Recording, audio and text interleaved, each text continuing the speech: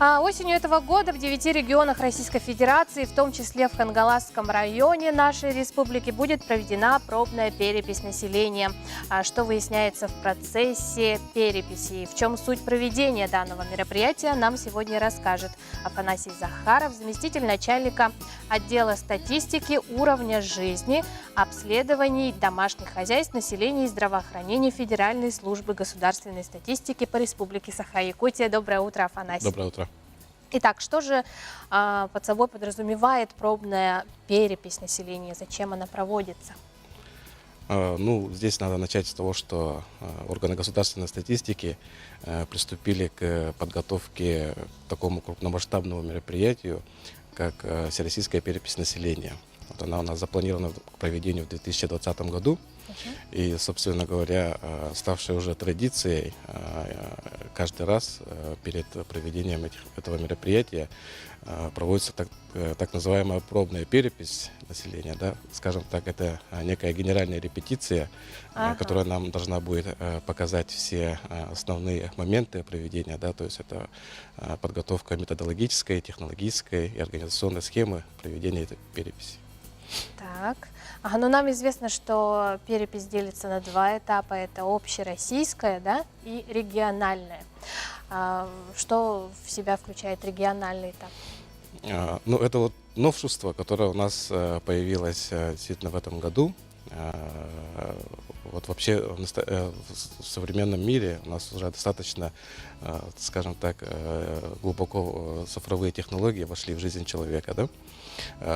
В настоящее время человек может через портал госуслуг, не выходя из дома, получить достаточно большое количество услуг, которые предоставляет государство. Это как записать детей в садик, получить лицензию на приобретение ружья, и так далее. Да, перечень достаточно большой.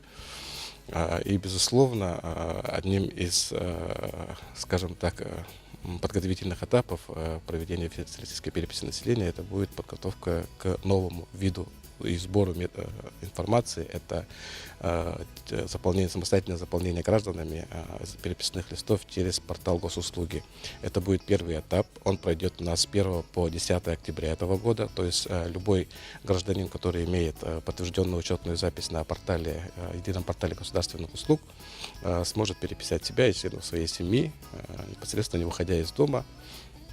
И, как вы сказали, это второй этап. У нас пройдет уже с 16 по 31 октября. Он пройдет у нас только в Хангаласском районе. То есть в этот период, вторая половина октября, к жителям Хангаласского района уже традиционным методом наши переписчики будут встречаться в дом и опрашивать население. А может ли случиться такое, что гражданин не найдет себя в списке? Вы имеете в виду на едином портале государственных услуг? Да. Здесь будет предоставлена возможность самостоятельно добавить адрес. То есть, если вы не нашли свой адрес, будет функция добавления адресной части.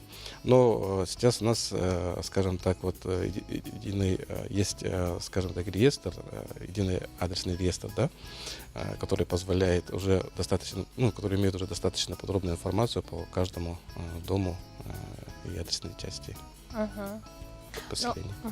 Во время переписи, да, и пробной переписи, на какие вопросы нужно будет ответить населению? Сама программа и вопросы пробной переписи населения, это, безусловно, подготовка к большой переписи, да, то есть программа переписи, она традиционная, она в основной своей части не меняется. Остаются вопросы, такие традиционные, да, это пол, возраст, семейный статус, занятость населения, уровень ее образования, национальность. Кстати, есть уникальные вопросы, например, информацию о национальной составляющей населения можно узнать только единственный источник переписи, да, то есть узнать национальную характеристику населения. И традиционные вопросы по миграции и составе семьи. Что ж, спасибо, Афанасий, что ответили на все интересующие нас вопросы. Огромное вам спасибо, что пришли. Желаем вам удачного дня.